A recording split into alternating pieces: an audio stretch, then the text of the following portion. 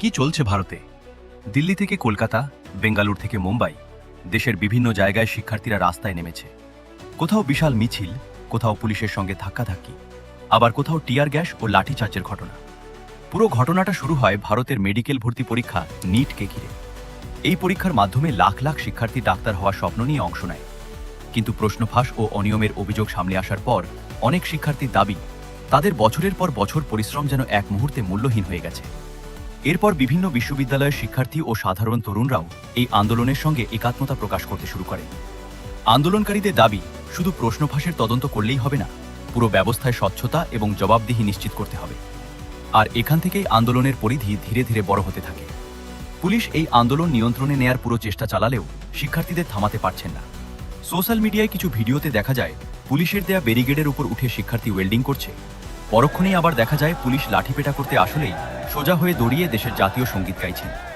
Social মিডিয়ায় অনেকেই এই আন্দোলনের সঙ্গে বাংলাদেশের 2024 সালের ছাত্র আন্দোলনের তুলনা করেছেন। কারণ বাংলাদেশের আন্দোলনও শুরু হয়েছিল ছাত্রদের একটি নির্দিষ্ট দাবি নিয়ে। কিন্তু পরে সেই আন্দোলনের পরিধি এতটাই বেড়ে যায় যে পুরো রাজনৈতিক পরিস্থিতিই বদলে যায়। তাই এখন স্বাভাবিকভাবেই অনেকে প্রশ্ন করছেন, ভারতেও কি একই ধরনের কিছু ঘটতে পারে? ইতিহাস বারবার দেখিয়েছে অনেক বড় আন্দোলনের শুরুটা হয়েছিল দেখতে খুব সাধারণ একটি ঘটনা থেকেই। তাই পরিস্থিতি কোন দিকে যাবে সেটা এখনই নিশ্চিতভাবে বলা সম্ভব নয়। এদিকে সরকার আন্দোলনকারীদের সঙ্গে আলোচনার চেষ্টা করছে। সোশ্যাল মিডিয়ায় বিভিন্ন ভিডিও বার্তার মাধ্যমে আন্দোলনকারীদের আশ্বাস দিচ্ছেন পিএম নরেন্দ্র মোদী। অন্যদিকে শিক্ষার্থীরা বলছেন, শুধু আশ্বাসে তারা রাজি নন, বাস্তব পদক্ষেপ দেখতে চান। ফলে আন্দোলন আপাতত থামার কোনো লক্ষণ দেখা যাচ্ছে না। আন্তর্জাতিক সংবাদ মাধ্যমও এখন এই ঘটনাকে গুরুত্ব দিয়ে প্রচার করছে।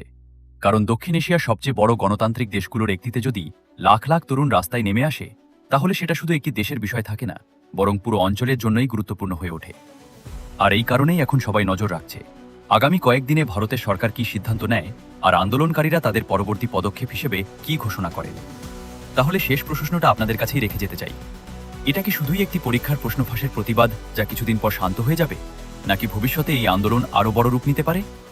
ইতিহাস বলছে, বড় পরিবর্তনের আগে ছোট ছোট ঘটনাগুলোকে অনেক সময় মানুষ গুরুত্ব দেয় না। কিন্তু বাস্তবে সব আন্দোলনের পরিণতিও একরকম হয় না। তাই এখনই কোনো সিদ্ধান্তে পৌঁছে যাওয়ার সময় হয়তো আসেনি। তবে একটা বিষয় নিশ্চিত, ভারতের এই ছাত্র আন্দোলন এখন পুরো বিশ্বের নজরে। আর আগামী কয়েকদিনই হয়তো বলে দেবে এই আন্দোলন ইতিহাসের একটি সাধারণ অধ্যায় হয়ে থাকবে, নাকি নতুন কোনো মোড়ের সূচনা করবে। আপনার কি মনে হয়? কমেন্টে অবশ্যই আপনার মতামত জানান।